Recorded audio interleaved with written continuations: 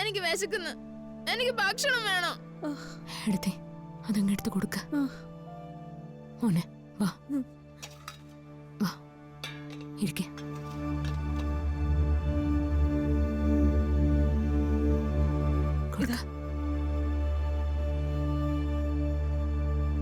പതുക്കെ.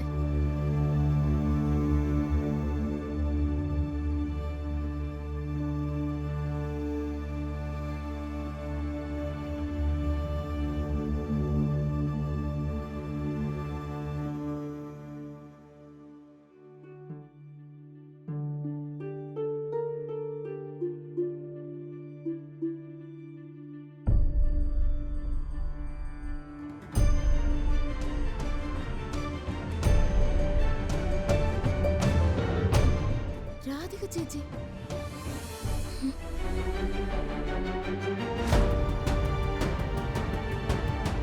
എന്റെ വീടിന്റെ അടുത്തേ ആന്റിയെ പോലെ ഒരു ചേച്ചിയുണ്ട്, രാധിക ചേച്ചി. മോന്റെ വീട് എവിടെയാ? അതൊരു അമ്പലത്തിന്റെ അടുത്താ, കൃഷ്ണന്റെ അമ്പലം.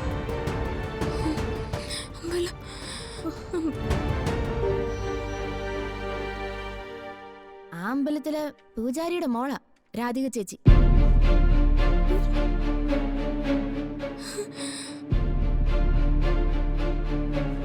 ആ ദേവനാരായണൻ തിരുമേനിയുടെ.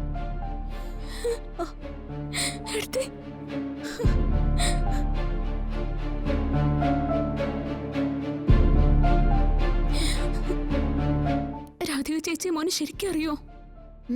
അറിയാം, ശരിക്കും അറിയാം. നമ്മുടെ തൊട്ടടുത്താ.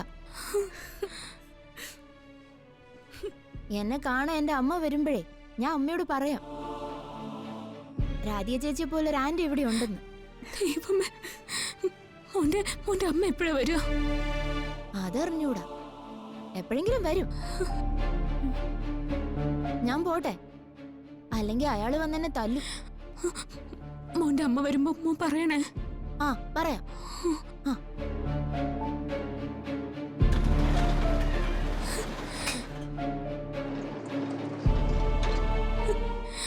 എടുത്തേ, ആ മോനെ ദൈവം എത്തിച്ചതാ നമ്മുടെ മുമ്പിൽ.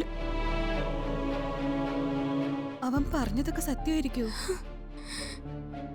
ദേവനാരായണൻ തിരുമേനിയെ കുറിച്ച് പറഞ്ഞില്ലേ, രാധയെ കുറിച്ച് പറഞ്ഞില്ലേ, കൃഷ്ണക്ഷേത്രത്തെ കുറിച്ച് പറഞ്ഞില്ലേ? പക്ഷെ അവന്റെ നാടേതാണെന്ന് ചോദിച്ചപ്പോ അവന് ഓർമ്മയില്ലല്ലോ. അത് ചിലപ്പോ അവന്റെ അസുഖത്തിന്റെ ആയിരിക്കും. അവന്റെ അമ്മ വരുമ്പോ അവൻ പറയാന്ന് പറഞ്ഞിട്ടുണ്ട്.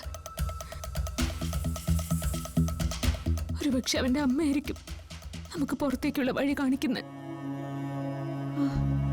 ശരിയാ ശ്യാമേ, അവര് കാണുവാണെങ്കിൽ രാധികയോടോ വരുണോടോ നമുക്ക് വിവരം അറിയിക്കാൻ പറ്റും.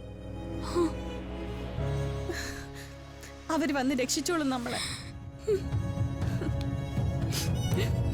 ഈശ്വരാ, വീണ്ടും പ്രതീക്ഷകൾ തന്നു തുടങ്ങിയല്ലോ.